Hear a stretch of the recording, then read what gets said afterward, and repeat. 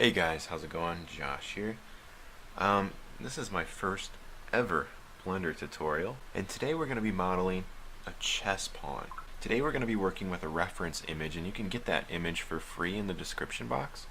We're going to be applying that to our render scene and modeling a cylinder and tracing the outline of the pawn reference image. So let's get started here. Right now you'll see when you open up a scene, you'll have a camera and a cube. Because we won't be working with either one of those today, we'll go ahead and delete them. So select it with the right mouse button and hit delete. Okay. Okay. Next, we're going to bring up the right side panel by pressing N. Go over here to background images. This is already checked for me, but if it's not, go ahead and check it. Add image, and go ahead and open up that reference image. It's a little bit easier with this view here, and go ahead and select that, open image, and now we can see our beautiful pawn piece that we're going to be modeling. And I pressed 1 on the numpad to get to this front view here, and now we have to insert a cylinder. So go ahead and hit Shift A to bring up our add panel. Let's go to mesh and hit cylinder. Go ahead and bring up your left toolbar by pressing T, and let's go down here to the vertex panel, and let's scale this up to something like 50, and as you can see there, it brings up the vertex count and gives our mesh a higher resolution, I guess you could say. So let's go ahead and scale this up.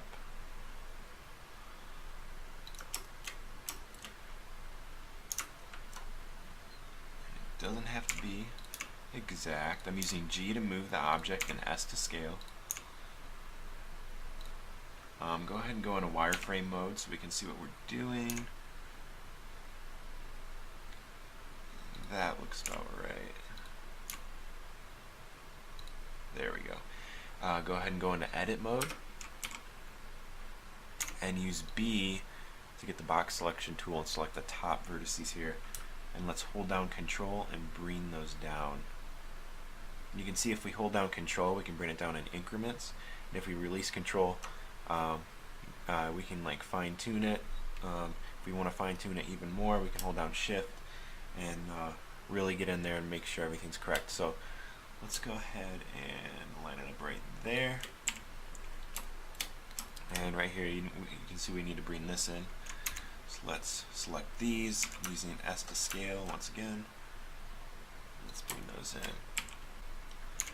in. And now we're going to start extruding. So by doing that, we'll press E. And let's bring it like that. Press E again. Scale. Something like that. And something like that. There's kind of a curve there. Let's bring this out just a tad. There we go. Bring it up like this. Scale.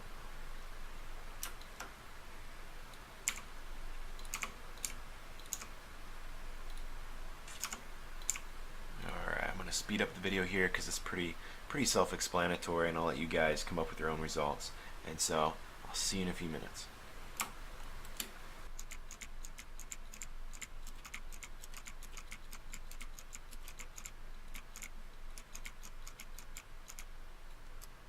Alright guys, so we pretty much created the base to our mesh, except for that top spherical part. You can kind of see now if you hold down the middle mouse button and press Z, go ahead and get out of edit mode so we can kind of see it better without the wireframe there. You can kind of see we've got a good shape going on for the pawn piece. We're just missing that top spherical head there. Go ahead and press 5. Alright, let's go ahead and add that spherical piece. So to do that, we're going to go ahead and press Shift A once again, and this time we're going to go and insert a UV sphere. Right off the bat, we're going to want to go back, and just like we did with the cylinder, we're going to increase the segments to about 50, and we're actually going to bring up this range slider up to 25, and that's just going to give us some more resolution to work with. We're going to use G to move this up here. And just get this right. There we go. Let's go ahead and scale this up.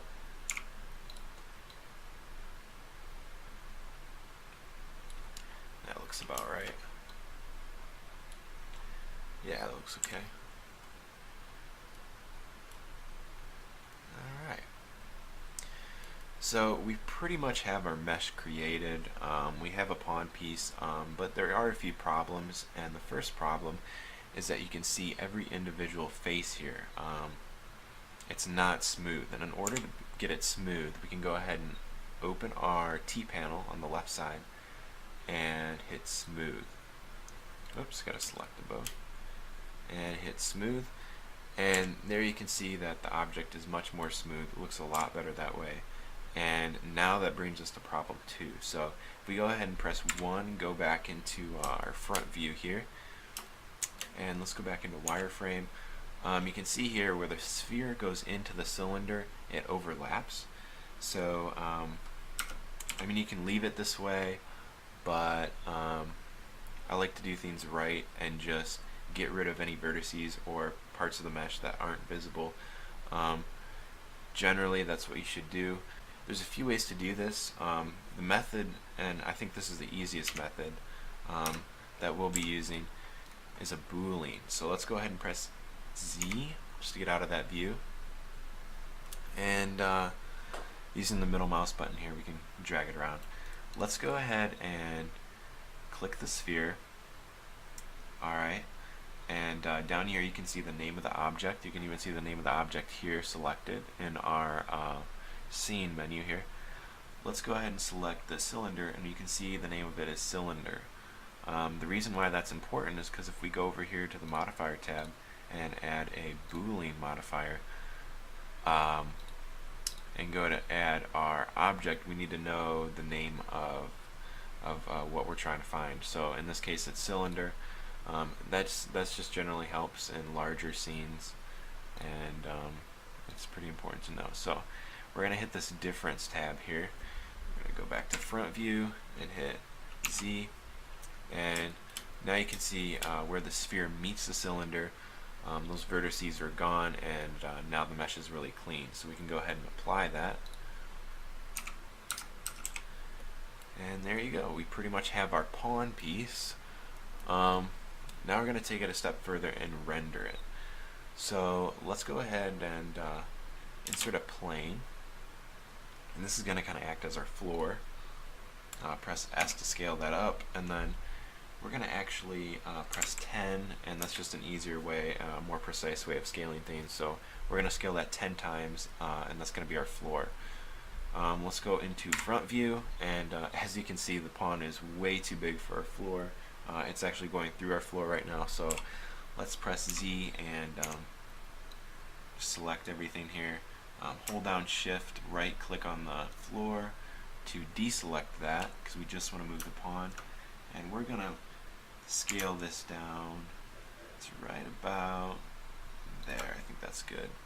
Zoom in and position it like this. There we go.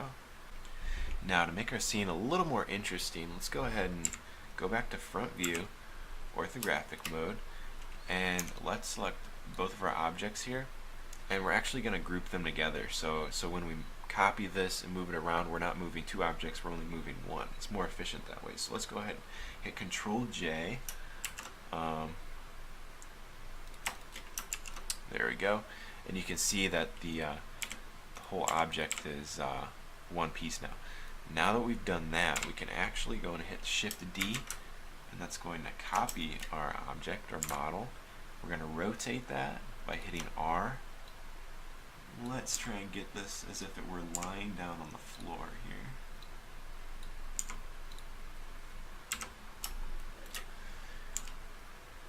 Let's just kind of rotate that like this. Alright, that looks pretty good.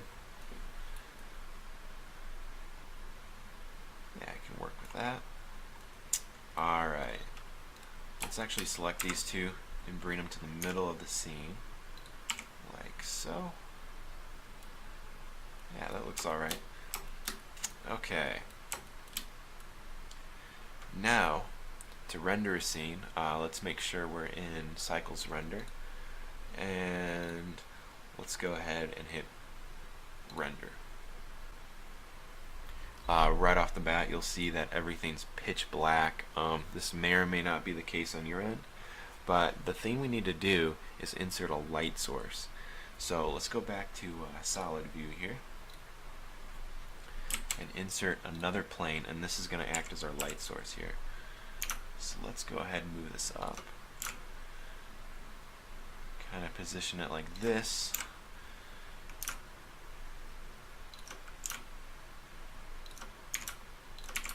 Scale it up a little bit more, move it over there. Let's actually move this a bit farther away.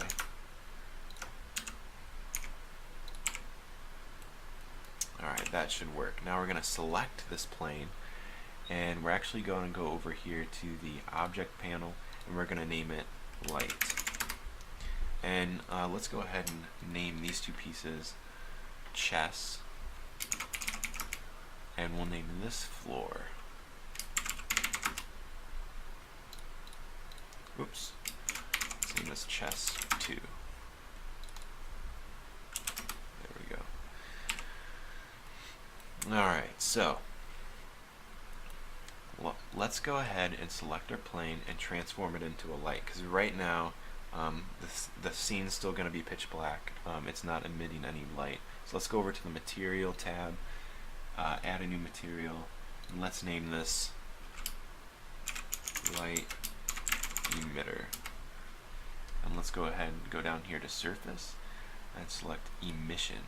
And what that's going to do is it's going to bring light rays down on our scene, and hopefully we can get a cool result. So let's go ahead, maybe give this a bluish color here,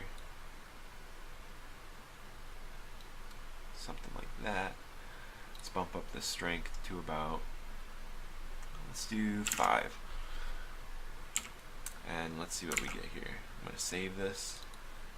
Chess. Go back to rendered view, and there you can see we have a nice light here. I'm actually going to bump that up to like 10, and it looks okay, but everything's kind of bland. You can see that the chess pieces are this kind of clay-like material. The floor is kind of like a clay-like material. Just a very bland scene. So let's add some materials to both the floor and the pawns here. Go back to solid view, and we're actually going to move this window down, and we're going to change it to a node editor, and this is going to let us kind of mix and match our material setup here. So right now we have the plane selected, and as you can see we have our emission node here from this panel. Let's go ahead and select our pawn, add a new material, and let's call this pawn. Right off the bat it has a diffuse material. Because every object in the world has some sort of glossiness to it, we're going to go ahead and hit Shift A, search, and add a glossy node, and then we're going to mix them together with a mix shader. So it's going to take the two shaders, mix them together with this factor value, and then we're going to plug that into Surface. Alright, so let's go ahead and render that out now. And as you can see, it's kind of got this kind of glossy material. It looks a lot different than the clay material we had before. It almost looks like a soft metal, or even almost like a plastic, I guess. Because we're basing this off of a reference image with a black pawn piece, let's go ahead and just turn this down to a dark color like this.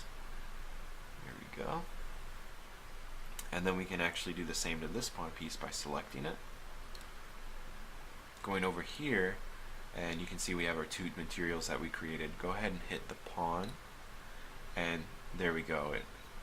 It brings in our material that we created there, and that looks pretty good, but not as good as we can get it. So let's go ahead and select the floor, and let's give that a material too. And I'm kind of thinking it'd be cool to have something reflective where you can kind of see the reflection of the pawn piece down here below where they're sitting. So let's insert a new material and let's name this floor.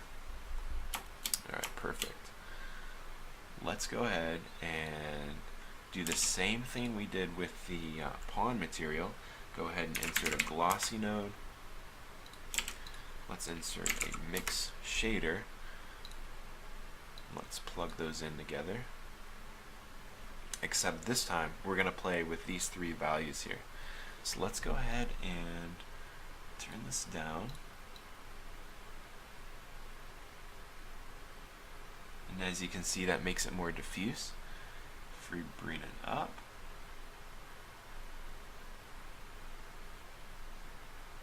makes our material more glossy.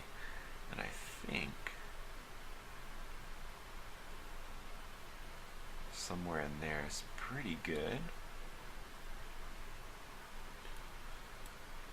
Yeah, that looks pretty good. Alright, let's go back to our solid view. And that's working out pretty great. We have the light source here, we have the materials for our pawn pieces, and we also have a material for our floor. But it's not quite as good as it could be. So let's go ahead and add this is going to be a rim light. So let's go ahead and add let's add a spotlight and go ahead and hit 3. So that's going to give us like a side view here. Let's go into orthographic mode and move the spotlight over here.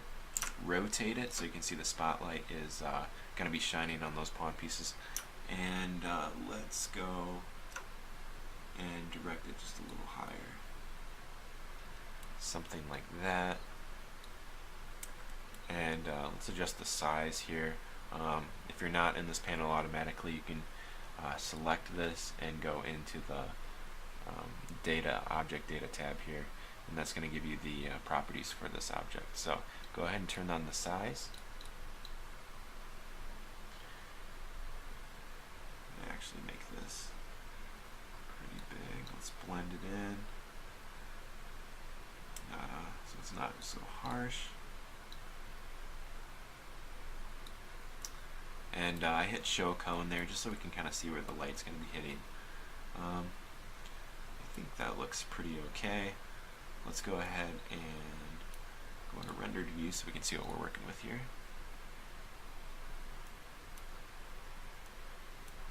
And as you can see here, it adds like a little bit of, this is why they call it rim light, because it adds some light on the rim of the objects. Here you can kind of see it there. Kind of want to bump that up to something like 400.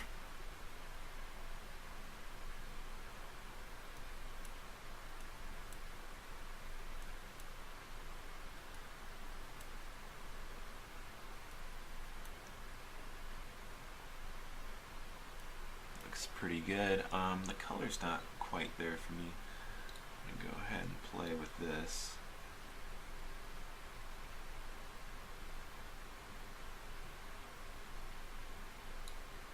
I think something like that works.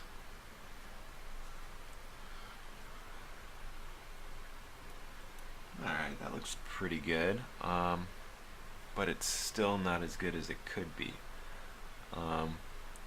Let's go over here to the Scene tab, and scrolling down you'll see under the Color Management tab we have what looks to be something really complicated. It's really not. Under View, if you're not using Filmic, I highly recommend it. You can download Blender 2.79. Right now it's experimental version. It's free. I would download it just for that Filmic add-on because it really makes the light more accurate and the color as well. But if you don't, go ahead and leave it at default. I'll be using Filmic. And go ahead and mess with the exposure and gamma. The exposure was actually pretty okay. I'm going to leave that where it was.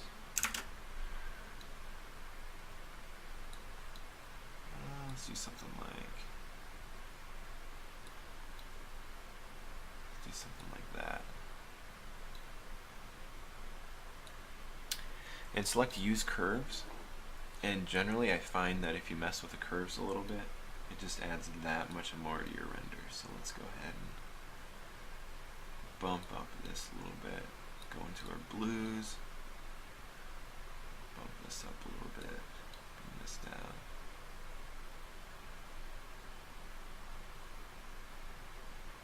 Like that. Okay. It's looking pretty good. Now to render our scene, we're going to need to insert a camera. Because we won't be using the node editor anymore for this tutorial, we're going to go ahead and drag this up and get rid of that. We're going to hit Shift A and we're going to hit camera.